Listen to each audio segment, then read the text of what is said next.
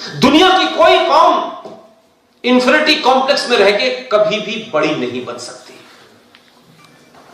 Continuously वो एक कुंठा में रहती है और अपने आप को हमेशा अपोलोजिस्टिक समझती है और हर वक्त समझती है हम गलत हैं, हम गलत हैं, हम गलत हैं, हमारे साथ ये वो ना, आप वो है ही नहीं। इसलिए एक नहीं, हमारे समाज ने कई गलतियां करी। ये भी एक किताब है, इसके इंग्लिश वर्जन का नाम है पाकिस्तान और पार्टीशन ऑफ इंडिया। इसके हिंदी का रूपांतरण है पाकिस्तान अथवा भारत का विभाजन। यह किताब आजाद भारत में मैं जो ईमानदार नेता हूं उनमें सिर्फ एक ही ईमानदार मानता हूं, उसका नाम है B.R. अम्बेडकर। यह उनकी लिखी किताब है।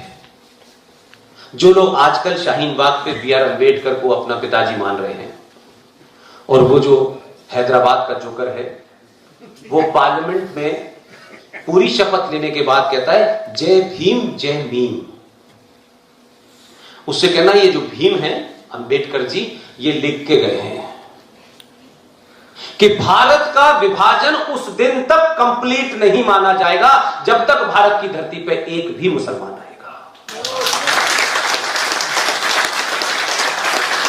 क्योंकि भारत का विभाजन किसी जमीन का टुकड़ा नहीं था, मजहब के नाम पे हुआ था। तो जब मजहब के नाम पे हुआ था तो फिर यहां मुसलमान क्यों है और पाकिस्तान के इलाके में जो हिंदू रह गया है वो वहां क्यों है? इसलिए वहां जो रह गए थे वो अपनी मर्जी से नहीं रहे, वो वहां रह रहे थे। उनको पता ही नहीं था सिंध में क्या हो रहा है, बलूचिस्तान में क्या, उनको पता ही नहीं था। सिर्फ डिवीजन हुआ तो पंजाब का हुआ और बंगाल का हुआ। वो लोग तो समझ भी नहीं पाए कि हम यहां क्यों हैं। और जब वो आना चाहते हैं तो जो मुसलमान 1946 के जो चुनाव है उसका रिजल्ट पढ़ लीजिए। इसलिए मैं कहता हूं कि कुछ कुछ चीजें साफ हो जाएंगी तो आपको ज्यादा बेहतर तस्वीर नजर आएगी। 1946 का इलेक्शन जो भारत में हुआ उसके रिजल्ट पढ़ लीजिए।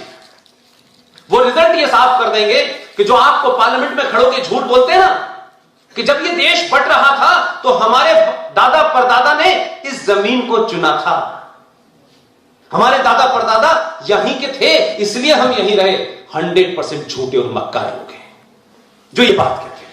और भारत का हिंदू समाज वो कहते नहीं नहीं नहीं नहीं ये बात सही कह रहे हैं। असदुद्दीन ओवैसी अपनी मर्जी से यहां रुका था। असदुद्दीन के पूर्वजों ने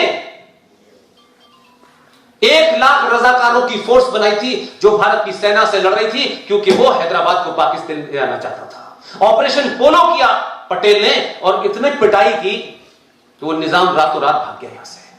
अब यहां रह गए तो हम आज के हिंदुओं को उनका इस एहसान मानना चाहिए कि देखिए उनके बाप दादा ने चुना था। तुम्हारे बाप दादा ने तो पाकिस्तान के लिए वोट दिया था। इसलिए उस चुनाव का जो रिजल्ट है इसलिए बताना चाहता हूं ताकि आप तथ्यों के तौर पर मजबूत रहें।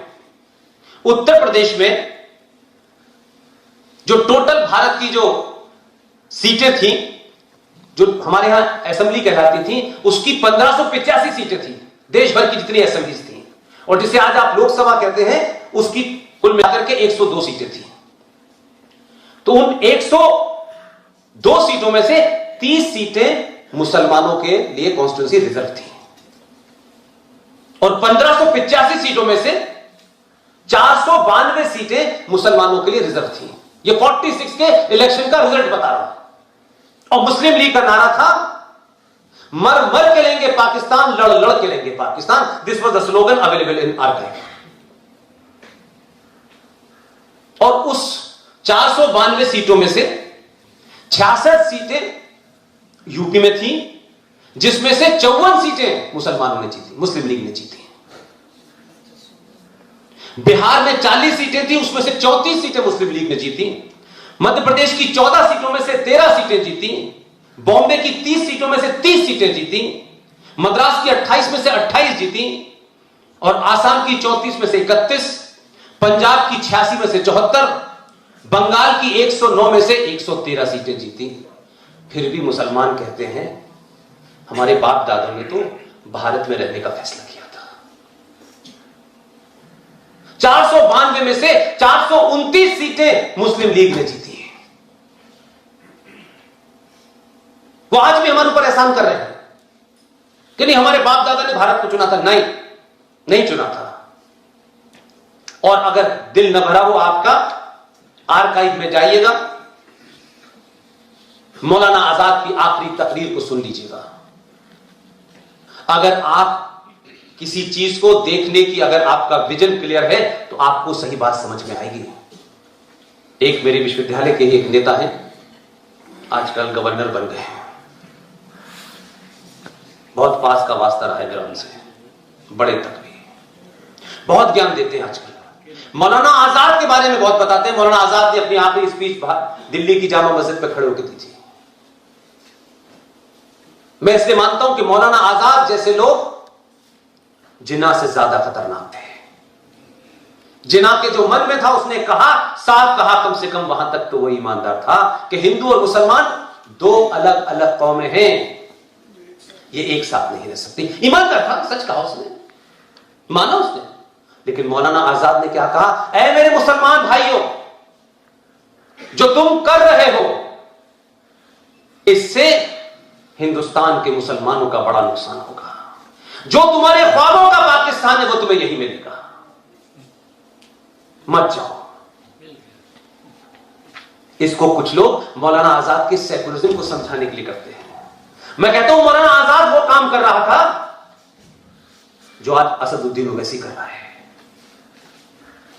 मौलाना आजाद ने रोका यहां मुसलमानों को, और 70 साल के बाद इस देश का बहुसंख्यक समाज क्या कहने लगा है, यार हम फिर दोबारा से 1947 की तरफ बढ़ गए। 2020 की टेलीविजन डिबेट में कश्मीर का शहर मुफ्ती टेलीविजन पे आके कहता है कि जब हम 7 करोड़ थे तब हमने पाकिस्तान ले लिया है, अब तो हम 30 करोड़ हैं, मुल्क हमें दोबारा से चाहिए। आप दे दें क्या? दे दें? जो समाज अपने घर की 1 इंच जमीन नहीं देता, वो इतनी बड़ी जमीन देने के बाद भी बैठा हुआ है। और उस मौलाना आजाद ने सही कहा, और तमाम सारी लीडरशिप जो कर रही है वो बिल्कुल साफ साफ कर रही है, सोना तो आपने सीख लिया है। आजाद भारत के अंदर, भारत की संसद में जो जघन्य अपराध हुए वो शायद ना तो आपके नेता बताएंगे, क्योंकि उनका कुछ और ही काम है। हर नेता का अलग दुकान चल रही है, और 28 दुकानें इस देश में सेकुलरिज्म की हैं, और हर सेकुलरिज्म की दुकान पे 2 मुसलमान बिकते हैं। वो नहीं बताना चाहते आपको कि हमने संवैधानिक तौर पर भारत की संसद में क्या क्या ऐसा करा है जिससे ये देश अब आपके पास है ही नहीं। ये 100 करोड़ मैं सनातनियों के सामने कह रहा हूं, आपका इस देश पे कोई अधिकार बचना ही नहीं है, क्योंकि हमने ना इतिहास पढ़ा, जो कुछ हमारी आंखों के सामने भी हो रहा था उसको भी देखना नहीं चाहा। हमें पता ही नहीं, हम पढ़ने नहीं चाहते, हम जानने नहीं चाहते। हम बीमारी का इलाज जब तक नहीं करते जब तक वो बिल्कुल हमारी हद से बाहर ना हो जाए। हम सोचते हैं ये टल जाए, कोई दूसरा आ जाए, कोई दूसरा करे, हम नहीं करें।